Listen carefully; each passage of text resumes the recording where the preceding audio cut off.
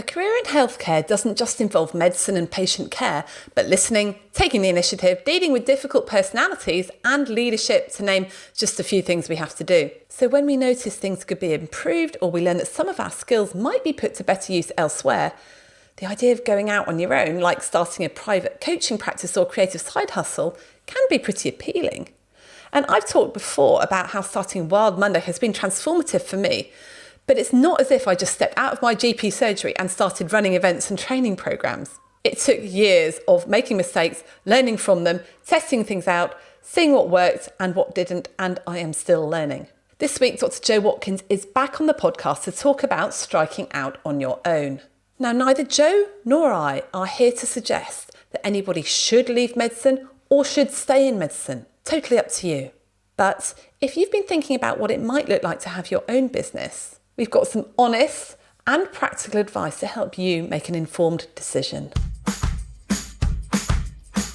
I'm Jo Watkins, and I'm a business mentor and coach for medics and healthcare professionals that want to start up their own businesses, personal brands, or side hustles. And I'm also co-founder of an organisation called The How People. So Jo, as well as being a business coach, an amazing mentor, etc., you're also a GP. So I think it'd be really helpful for people that don't know about you to hear why on earth you've ended up as a business coach, having started off in medicine, because you've had an interesting journey, haven't you, via some granola? It's a bit of a long story and journey to this point, but essentially I was a part-time GP partner. I had 2 children and I was going back to work after my second maternity leave back in 2009. And it was really around that time, about sort of 6 months later, that we went over to Canada, where I have got lots of family and we spend a lot of time. And I came home making my cousin's granola recipe.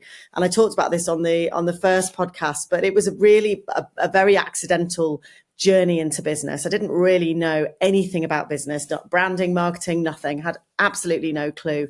I very much created a business that retrospectively was not aligned with my values. I created a monster that involved me being chained to an oven or needing to employ lots of people in a factory unit where I lived, which just didn't line up with anything I wanted. But I didn't know what that problem was. I hadn't worked out that there was this disconnect. And then we had a period of travel, and that basically took me into this world of personal development, of growth, of online learning. And that was when the How People was born. We started out as an in-person supportive network for teenage girls, How standing for happiness, opportunities and well-being. It was all in person. It was all local. It was like a cool version of Guides.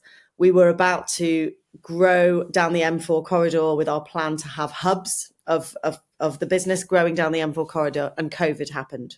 So the old adage of COVID pushing us in a different direction, within 2 weeks, we'd launched an online community and we had 35 teenage girls coming every Thursday onto Zoom to be supported and be inspired by speakers coming in. And we did all sorts of things. It was amazing. The learning was immense. I learned everything you could possibly learn from anyone around me about how to grow an online business. And we did that for the whole of COVID as a membership. I've kind of learned on the hoof, really. There's no MBA, there's no marketing degree, but I have kind of been there and done that and worn the t-shirt. And I think that's what made people start coming to me for support. So over the last 2 years, through various means, one-to-ones, group programs, different offers, I've helped about 50 medics, predominantly GPs, to be able to start their own thing.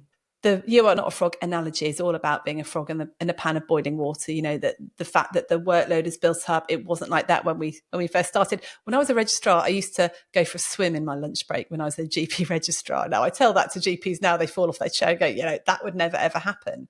The workload has got really hard. So when you feel like you're in a pan and it's just too hot, there's a few different things you can do. You can either modify the pan you're in, try and turn down the heat some way, shape or form, whether that's working less, having difficult conversations, changing the culture, etc. You can do that. You can stay in your same workplace, but make it better for yourself.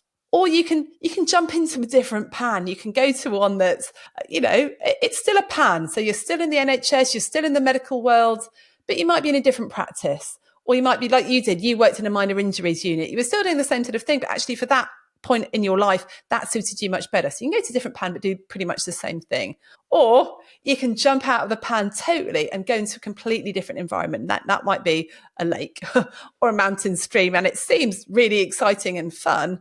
But what you said to me earlier is the lake is really cold. It's not hot at all. It's really cold. And often you've got no work and you have to build that up yourself. So those are your three options. And I think all of them have their challenges. And what we wanted to do was sort of debunk a few of the myths that the lake was an easier option than actually staying in, because I don't think it is. I think it's different. And there are things that you need to consider. Yeah, absolutely. Absolutely. And I think before we get into lakes and streams and boiling water, I want to also say that I am not encouraging anybody to leave the NHS or leave their medical careers. And it's something that people say, oh, are you part of this exodus of people, helping people start their businesses? And I am absolutely not. But we owe it to ourselves as individuals to question what we're doing sometimes. And if life is really miserable, and if you've got yourself into a situation where you are really unhappy in what you're doing, then having these conversations and hearing about the possibilities, I think, is really important. What I'm seeing in a lot of people that I work with, I absolutely encourage people to modify their work to be able to bring on board a new project if that's what they want. And generally what I'm seeing is that suddenly life takes a different tack, and actually they start enjoying the job that they've hated for the last 5 years. Is there an improvement to your medical life that enables you to have less pressure, less paperwork? Is that a possibility? And I think that's the turning down the heat aspect. So if you're in that pot and you're feeling all of these things, talk to somebody. Is there a way that you can reduce your workload? Is there a way you can manage your diary better? Questioning it. If you've had children, you started your consultant job, you've gone on to have a couple of kids, it doesn't need to stay the same. Like, why do we not feel that we can do that? Have difficult conversations, and you are starting again. And that's okay. And it's not okay. It's amazing. But you can't come from a place of feeling, can't really come into that from any sort of burnout. I think you've got to be ready to take on those challenges. You need to have had the coaching or the therapy or whatever you need that maybe has been missing to get you to a point where you can actually say, right, I'm ready to do this. It might not earn me lots of money, but it's a passion project, or it's something I really want to do. And I say to people, I use the kind of 80-year-old deathbed analogy, because I think that's the only one really. Like, actually, if you get to be 80 years old and you're looking back on your life, would you regret not doing this? And I've asked myself that every single time I've jumped into a different freezing cold lake. I've said, will I regret not giving this a go? And if the answer to that is yes, then you've got to give it a go. What do you wish you'd known before you gave it a go? Because I'm just looking at what are the benefits of being free, because you said, I wanted to have my own freedom, but I found actually now I do this organization really less free, or it feels like you're free. But when you employ people, when you have responsibility, you've got to keep the cash coming in. And I earned more as a salaried GP. I had more job security.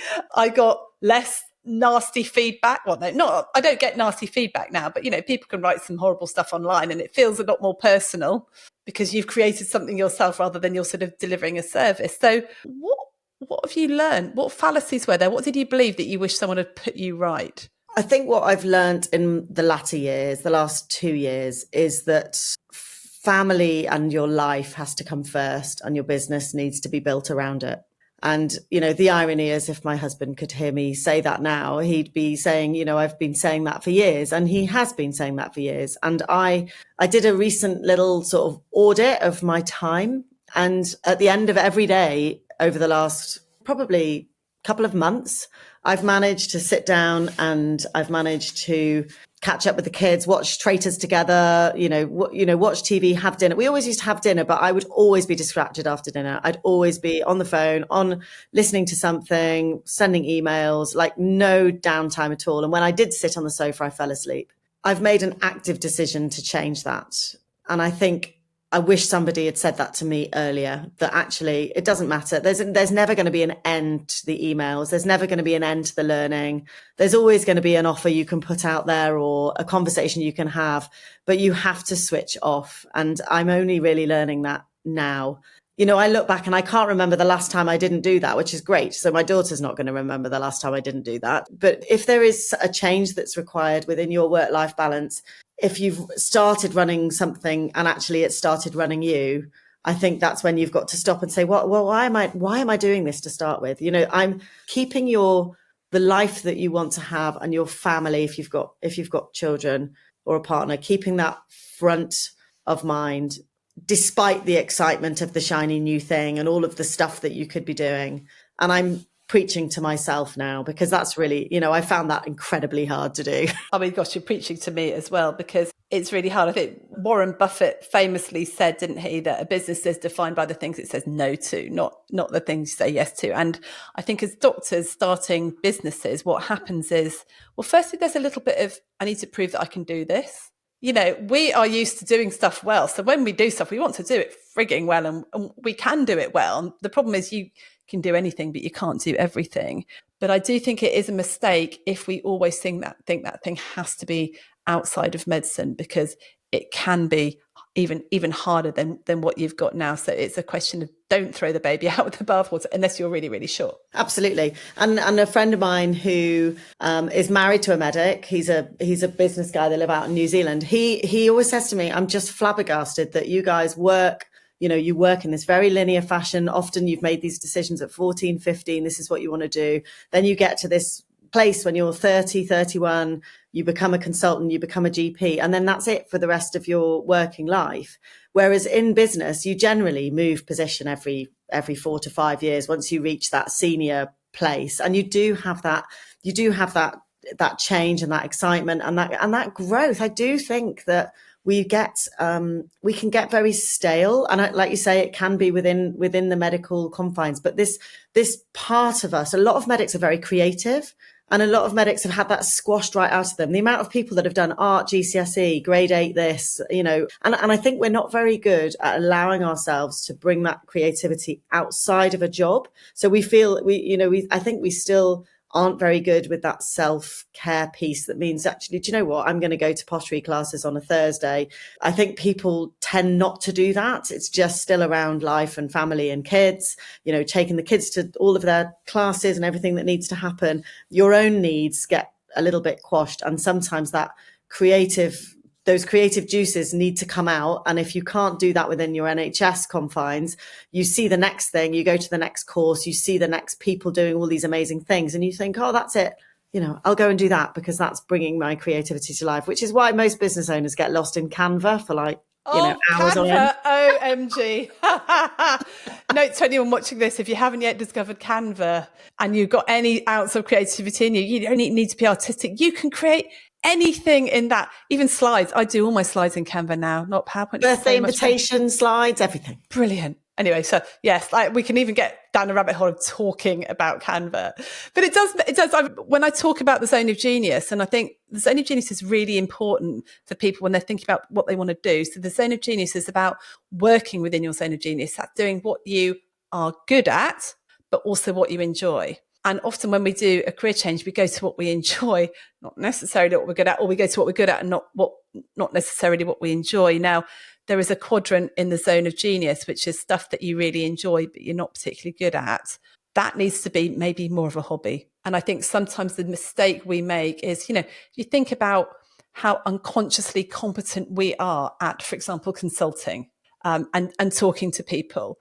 And then we think, oh, well, I could just go off and, you know, do flower arranging. That's just at the top of my head. I can be a professional florist, whatever, but not realizing that someone else has had 20 years of doing that. They're so unconsciously competent, but because we enjoy it. Now, I'm not saying don't do it. I'm not saying we can't get trained up and do it, but we don't realize how competent we are at the medicine bit, at the talking to people bit, which is probably why a lot of people who do a career change outside of medicine do that sort of thing. So they become a coach, or they might go into being a therapist, or teaching or something like that. But when they do those things on their own terms, they become a business owner. And I think whatever the business is, whether you're a coach, a therapist, a flower arranger, a tutor, whatever it is, you are in charge of your own diary, your own marketing, whether somebody actually becomes a bum on a seat. Like, we're very, very good as medics, very bright people generally, avid learners, very good at creating amazing things. It's all, I sort of liken it to sort of sitting in a darkened room, creating this magical thing, and then just sort of opening the door and expecting everybody to come and find you. And that just doesn't happen. So actually, irrespective of what you're selling, the issues come around. I've got to start being a good writer. I've got to write, good content that is persuasive and converts people into understanding what I do. That's a work in progress for everybody. I've got to show up on social media. I've got to do videos. I mean, people just like run a mile. I've got to start engaging with people, talking to strangers. That this is the sort of thing that is needed, whatever you're selling. If you're selling a coffee cup or if you're selling an hour of coaching, those are the things that are required to build a business. I remember being on a business course and they're saying that the biggest reason why business fails is not because they don't have a good product. Because I can guarantee that probably I bet your granola was brilliant. And like if a medic retrains to be a coach or retrains to some sort of creating, your product's probably great. But what's happened is you haven't got route to market. How are you even going to price it? How are you going to negotiate that sort of stuff? We're not used to doing as doctors. Luckily, we have enough patients in the UK, and you don't really need to sell yourself in any way. You're like saying, no, don't come. But sales is like, and then you need all that confidence, that mindset stuff. And I can't really tell them it's a completely different kettle of fish, which we need to learn. So I think what I see is people frustrated. And then I say to them, look, can we go back to the first day that you were a GP registrar or your first day working on the wards? How comfortable were you feeling then? How confident were you that you were doing a great job? And the answer is always no. I remember that first day vividly, trying to go from 20 minutes to 10 minutes, thinking, how on earth am I ever going to do that? And now we don't think twice about that. So we are, learning every day and growing every day. And I think with the mindset piece around doing something outside of medicine, I think we struggle becoming beginners again. And actually that's what we're doing. We're experts and then we're becoming beginners in whatever it is. But don't just invest in the learning of the actual skill, invest in getting somebody, whether it's me or anybody else, to help you understand what is required for you to stand on your own 2 feet. But this, I know that not everybody in your world is going to be interested in or wanting to run their own business, but there are ways of helping people using your expertise without you necessarily being out there doing the thing yourself. So, for example, Caroline and the Joyful Doctor, I was talking to Hexagon Health Limited today, who are a lifestyle medicine company. You can go and work under their umbrella as a clinician. So there are so many different things happening now. And I love it when I can say to a patient, look, if you want to put you on the NHS waiting list, absolutely. What are my other choices? Well, here are your free resources from the NHS. These are great websites. But also, why don't you follow this person on Instagram? Why don't you have a look at this person's free masterclass? Why don't you consider having a one-to-one just to discuss lifestyle measures with this clinician? You've brought up some really helpful stuff there. The first one is almost starting your own business. I would say put that at the bottom of the list. Do it if you have to, because you will probably earn more money working as a doctor in your current thing, and you can, add in private or whatever. But do other stuff because you're interested, because it gives you the variety. I think it really diversifying helps with burnout, because it helps your brain use different bits of it, gives you a different type of team. But yes, join in with someone who's already doing it. So we have lots of people who are shapes trainers who can give our Shapes Toolkit course, and they can go and find their clients and they can deliver it. So that is one way you can do it. Coaches, you can go and work with another organisation, although I must say, there are a lot of coaches around. And I would say the best reason to train to be a coach right now is to use it in your current job. use it in your current work, use it with your team, use it in your department to be a coach. It will make you a better leader. It will make, and Tom covers all of this in his course. We'll put links to his course down there as well. So it will add to what you're already doing, because it can be quite lonely doing it on your own, doing a business on your own, having to think of all the ideas, set it up. And I'm so lucky now I have a team around me. But at the time I was just trial and error, follow the system, follow whatever system. It's wonderful to meet you, Joey, and people like that. But if at all possible, I would say stay in your current job and diversify, do stuff within your work, because you've got that base, that security, but you're then using other skills. And then if you want to go a bit portfolio, that's great. I get really annoyed with those things that come on to social media that go, don't have a plan B, because then you'll never put your heart and soul into plan A. And I always think that is so dangerous, because actually your business will be, or whatever you're planning to do, will be so much better if you're doing it not because you are so desperate for income, because then you'll end up saying yes to anything you possibly can just to make ends meet. But if you're doing it because you love it, you want to develop something, but you've also got this, your regular job over here, that if you need to, like I'm sure with you, Joey, like at any point, if anything goes pear-shaped, you've got your GP thing, you can increase your sessions, so you've got that backup, that suddenly the pressure is off. And I think that's where we do make bad decisions, when we are so desperate for the income and the money that we just have to do it. And that becomes very, very, very, very difficult. And I think if you're in the world of business, that's palpable when you have a conversation with somebody. I always say to the people I work with, you've got to lead with service. You're being of value to people. You're being helpful. It's not a sales call. It's an interaction with two people that might be able to support and help each other. And if you're panicked, if you're just trying to live hand to mouth, and your business is covering everything in your household, that is an incredibly stressful situation. So, I'm also a big advocate for looking at where we're spending, working to live, not living to work, working out how much you actually do need. Do you really need to be working 5 days a week? Could you cut down to give yourself some slack or some room or some, breathing space? But I agree, diversification is key here for people that are struggling. And I realize the NHS is a totally different beast than it was 2 years ago, 3 years ago. And it's hearing how much GPs are struggling to find work. I think for those people that are feeling burnout in salaried or partnerships, they must feel very stuck at the moment. It's be very risky to leave your partnership now without a plan A or B. And I think that might lead to feeling quite an oppressive feeling. But is there any way you can change that? Is there any slight tweaks that you can do? Or, like you say, get a hobby, do something that you absolutely love. And not every business, and I need to remind myself of this as well, that, not everything needs to be monetized or made into a thing. I'm terrible at oh, that's a good business idea. That's a good business idea. And the How people, for example, that was the most incredible learning journey. But the privilege of helping those girls through a really difficult time, and the now watching them go off to university. Some of them, the older ones, have gone off to university, keeping in touch with them, seeing the mentors that we work with, what they've gone on to do. We didn't pay ourselves a wage from that business, but we have had the most incredible relationships and been honoured to watch these girls grow up.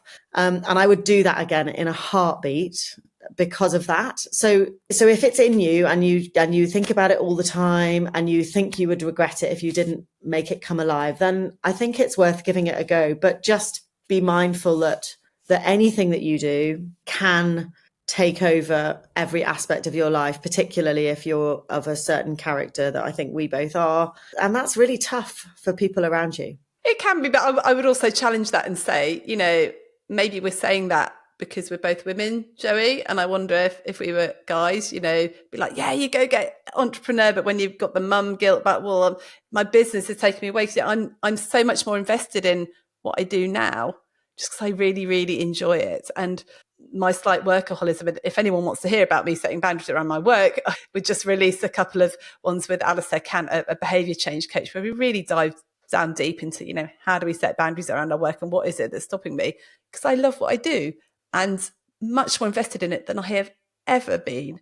And I absolutely love it. And so it's not because I'm going, oh no, I've got to do more work. I'm going, I really want to just read that. I want to do that. I'm doing courses in my spare time. I'm doing online courses in my spare time about how to podcast and how to do this because it's so interesting. And I think that's the thing. Do something that interests you. Don't ever do something because you think it's going to be a money spinner. That is like the quickest way to burn out or really, really hate what you do. Absolutely. And I'm sitting here today and I am in my parents' flat and I came here at 9 o'clock this morning. And this is probably the longest I've had working on my business. I've recorded a couple of podcasts. I've had a couple of meetings. I've done lots of emails and newsletters and lots of stuff. And I haven't done the school run either side. Now that's the first time I've ever done that when it hasn't been going to work as a GP. So yeah, stacks of mum guilt from my direction for sure. And I love what I do. I could sit here all night. I get completely lost in it. I love nothing more. But I think therefore I do sometimes, or I have historically struggled to switch off because I enjoy it so much. And, there was one time where somebody asked me what I did for self-care. And I said, well, I don't need to do much because I basically like business is self-care for me. I absolutely love it. And she was horrified. Oh dear. But I've stopped that now. But I think that was the point where I thought, actually, I really need to not think of it quite that way. So yeah, there's heaps of mum guilt, heaps of, like you say, there's definitely a different thing about being a female. And I think this drive to want to make it work. I think when you do stuff outside of the day job that we've trained to do and that we're all quite good at, you're going to have your doubters. You're going to have your people that are like, well, why are you doing this? What are you doing this for? Like, what are you trying to prove? Like, who are you trying to prove this to? And who knows what that is, what voice that is, but it's there. And I think a lot of people are striving to prove something either to themselves, their previous selves, their future selves, or a chemistry teacher in my experience.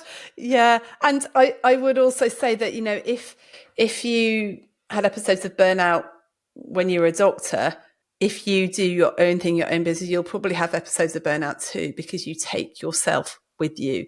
You'll end up working just as hard on the new idea. You'll still struggle with setting boundaries. You'll still struggle. The biggest thing I struggle with is giving difficult feedback to people, actually saying what my needs are and when they aren't met and when things haven't gone quite right, actually giving that difficult feedback, which I always struggled with as a GP, which is probably why I'm so obsessed with it. So that will always still come back to bite you. It's a slightly different environment, but you take yourself with you, unfortunately.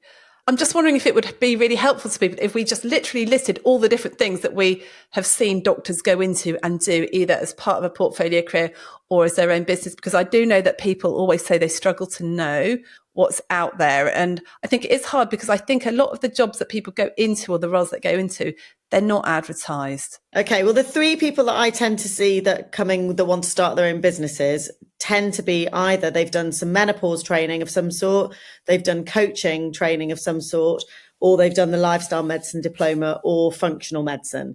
Those seem to be the four things that people are doing and then wanting to go alone. I would add a caveat to all four of those things. There has to be an interest level for you, but also you need to think about what you're going to do with it afterwards. Okay. And my last caveat is if you are going to become a coach, then find this intersection between your expertise and that coaching. Don't just go out there and be a generic coach helping everyone with everything. Where does this fit into your expertise, and be as niche as possible, because there are lots of people out there claiming to do the same thing and help the same people. As our American colleagues would say, the riches are in the niches. The riches are in the niches, correct. In fact, if anyone's interested in why, because if you are, say, maybe say you're a gardening expert and you're really good at growing, small plants in small gardens. You meet someone at a party and you go, do you know anyone who wants to learn how to garden? They'd be like, not sure. But if you met someone who said, do you know anyone who's got a really small garden that's facing north and they could really do with getting a few flowers to make it look better? You go, oh yeah, my mate Bill, he's got a garden just like that. So the more specific you can be. And it's just like that with coaching or any sort of therapeutics. If you can actually describe that person rather than, do you know anyone who wants coaching? nah. Absolutely. And nobody wants to hear this. No GP wants to hear this at all, because everybody loves the fact they can help anybody. But I always say it doesn't need to define you, but it needs to give you that traction to get out there in the world and tell people what you do. And you want to do exactly what Rachel said, be referable. Be that person that's like, yeah, I know someone that will help you with that exact problem. And also, we'll talk about marketing now. A colleague of mine talks about a bleeding neck problem. Yes, that's Gemma, isn't it? Sounds awful. Gemma, shout out to Gemma. But, yes, everyone wants to transform their lives and feel better. But what is the thing that's going to kill you? I cannot sleep at night. I've only got 2 hours sleep for the last 6 months. I need someone who's actually going to help me sleep. That's my bleeding neck problem. Absolutely. And lifestyle medicine and bleeding neck problems don't go well together. So we have to often dig deep. And often the bleeding neck problem isn't obvious. It can be relationship breakdowns, shouting at the kids, alcoholism, the bleeding neck problem is hidden. So it's very difficult. And this is where language comes into it, messaging comes into it, and discovery calls, getting on the phone to people and finding out what the problem is. Anyway, we could actually talk about for ages, but the one thing, don't make something that no one else wants. So you need to talk to people, go, what would you like? And I've done that a couple of times. I've put out products. No one wanted it. And then I've talked to them and said, well, we didn't really want that, but we want this. Anyway, I've made a whole list here. So there's things that you can do as part of your medical career. Obviously, you can be a trainer, an associate dean, a training program director. You can work with the GMC and investigations. You could be a medical legal advisor. You can do all sorts of things like menopause advice, lifestyle medicine, functional medicine, all those sorts of things. You can be a coach, you can be a therapist, psychotherapeutics. You'd obviously need some training for a lot of that. You could do Botox like you did there, Jo. So anything into the medical field you could do. But also I've known people that have been professional athletes, become teachers, done some mirror art, done dog breeding, gone into pharma, and done drug discovery, or even pharma sales, or work for NICE, doing research, running clinical trials. Some people I know have become teaching assistants because they wanted to go in and help. And someone I know that was really high up in management, our local hospital, now works as a carer for old people, and she has a few people, and she absolutely loves that.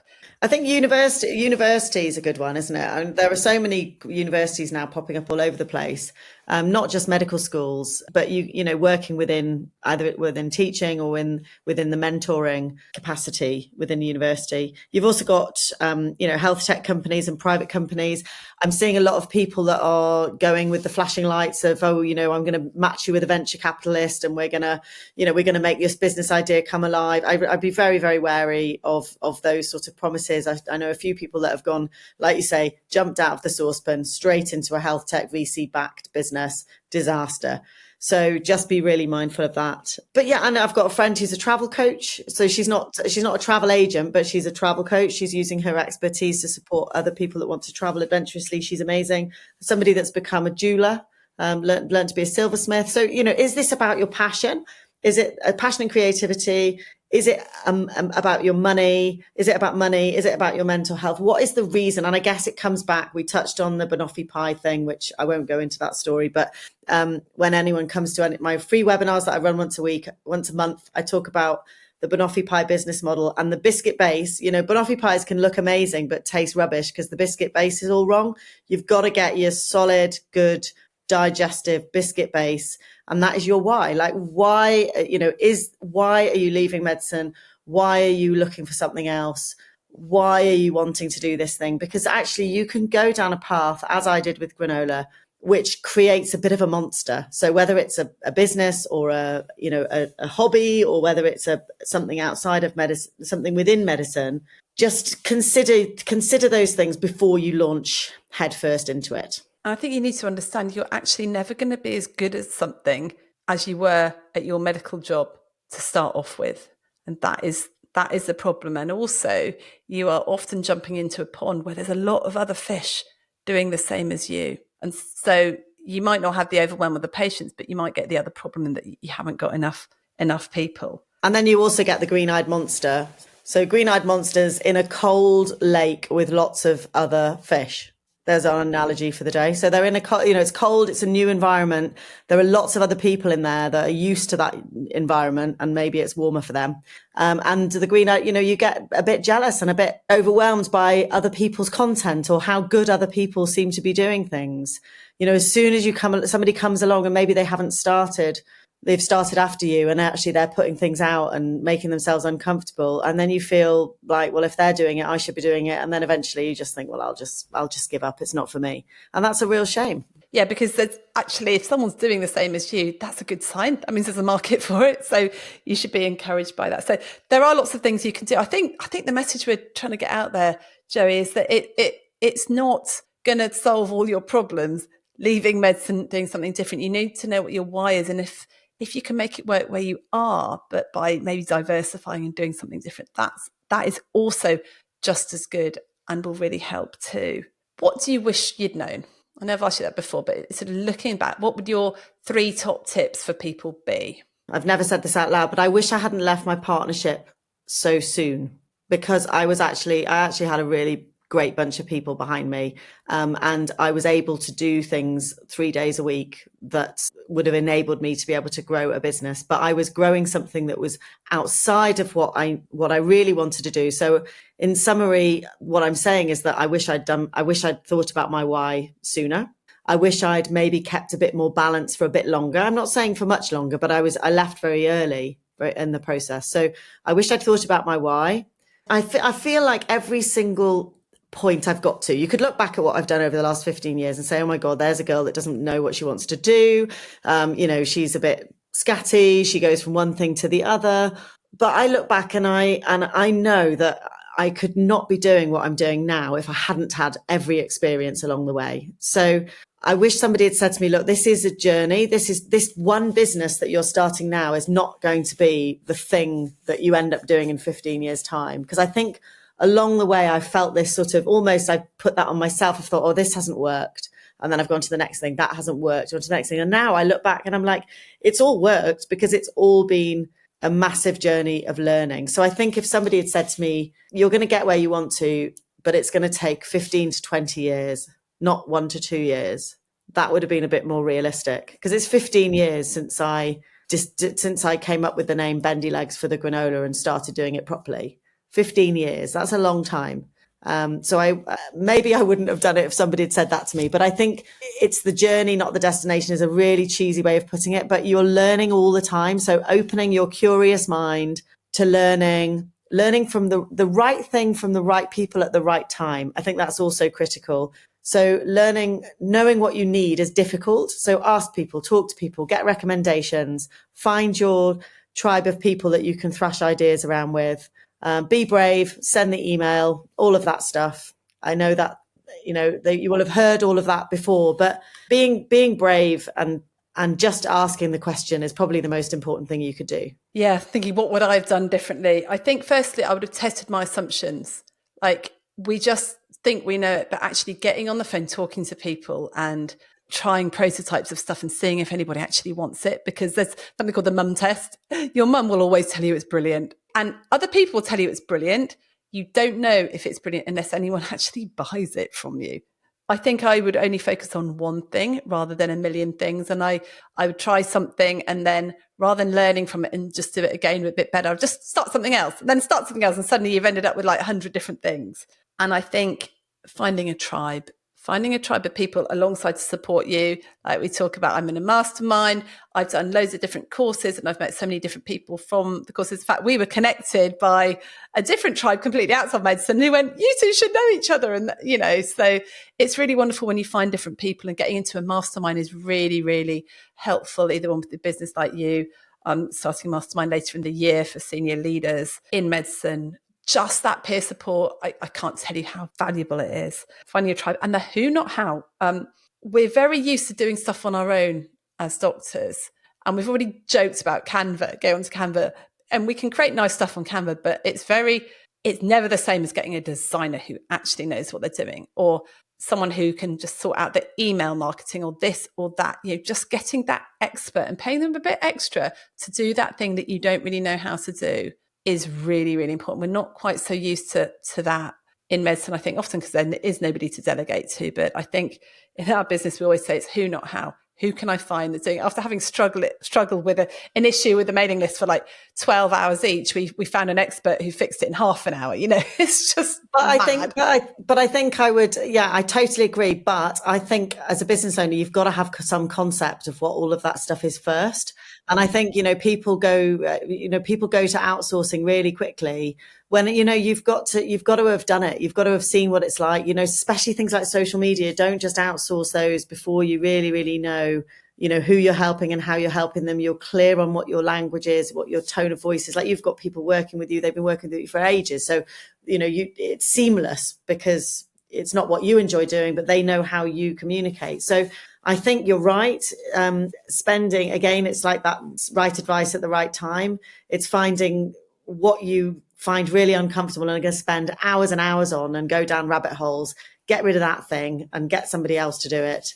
And like you say, somebody who knows what they're doing on Canva. Polly Quirk, my business partner, she's just amazing on Canva. And, she will just bring something alive in about 5 minutes. And I'm like, oh, that's much better. Yes, I do agree with you. I think when you own your business, you actually need to know enough to know what you don't know, to know what that other person you've outsourced it to. So you say, like, there's this issue, I need you to go in and find out what's going on. Because if you abdicate too much, yeah, you're right, you end up with something that you're like, that's not what I wanted. That's completely wrong, whatever. So anyway, we digress. Joey, it's been wonderful having you with us. If people wanted to find out more about you, more about your work, how can they get hold of you? Oh, it's been an absolute pleasure. I love chatting with you, Rachel. I think we could, like you say, fill a weekend of discussions just about marketing. But if anyone wants to get in touch with me, my website is www.joewatkins.com.